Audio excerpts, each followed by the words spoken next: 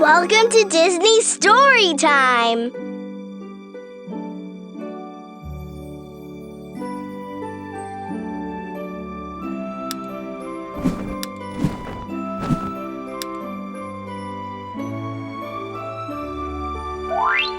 To hear the story read to you, tap the orange button. To read by yourself, tap the red button.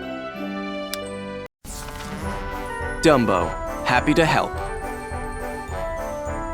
Whee! Cried Timothy Mouse as he flew through the air atop Dumbo's hat. The little elephant used his giant ears to zoom straight to the very top of the circus tent. Way to go, whooped Timothy Mouse.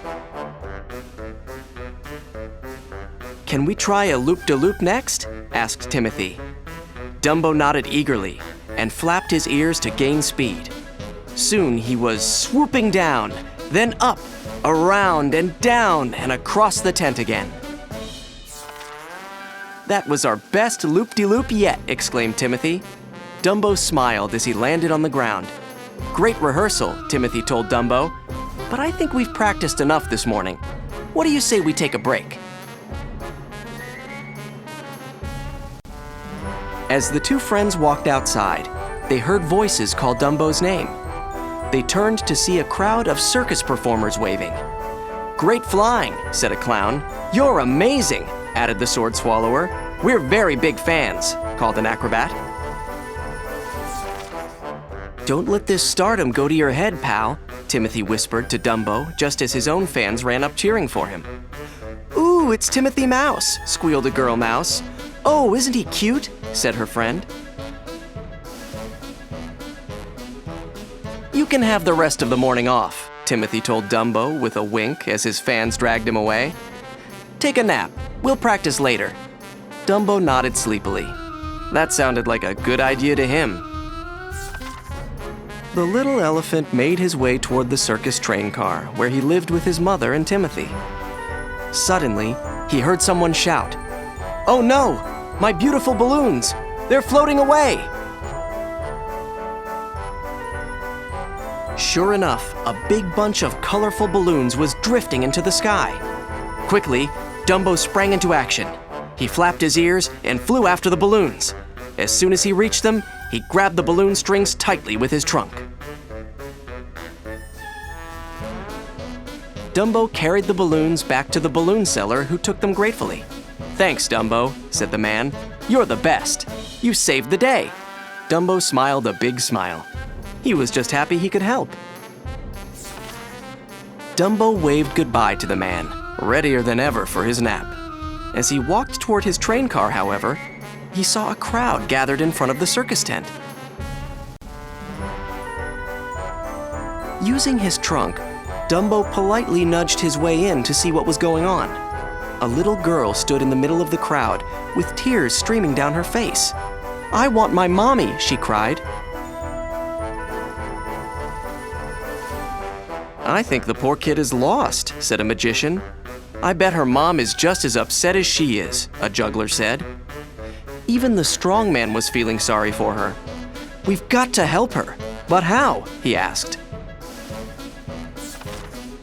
Dumbo walked over and gently tapped the little girl on the shoulder with his trunk. "Great idea, Dumbo," exclaimed the juggler. "You can help the girl find her mother from the air." With the girl on his back, Dumbo flew high above the circus tents. Holding on tight, the girl could see everything, including her mother in the crowd. "There's my mommy," she shouted happily, pointing to a woman on the ground. Dumbo landed, and the girl ran into her mother's open arms. "I was so worried," said the girl's mother. "Thank you, Dumbo. Thank you so much." Dumbo smiled back. He was just glad that he'd been there to help. Now Dumbo was really ready for that nap. But suddenly, a pie whizzed past his trunk. Dumbo turned to see some clowns practicing their pie-throwing act. In no time, they were covered in pink whipped cream from head to toe. "What a mess," said one of the clowns, licking the pie filling from around his lips. "Shower time," said another, Dumbo smiled at the gooey, sticky, pie-covered clowns, and an idea popped into his head. Dumbo flew over to a tank of water and filled his trunk. Then he flew back and sprayed the water all over the clowns with one big whoosh.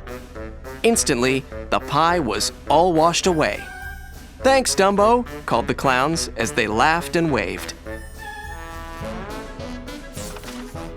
When Dumbo finally arrived at his train car, he sighed and looked around. No balloons were loose, no children were lost, and no clowns needed rinsing off. Dumbo snuggled down into the soft hay and very quickly fell asleep. A moment later, however, Timothy walked in. "Are you still sleeping, Dumbo?" the mouse asked. "Come on, wake up, it's time to practice."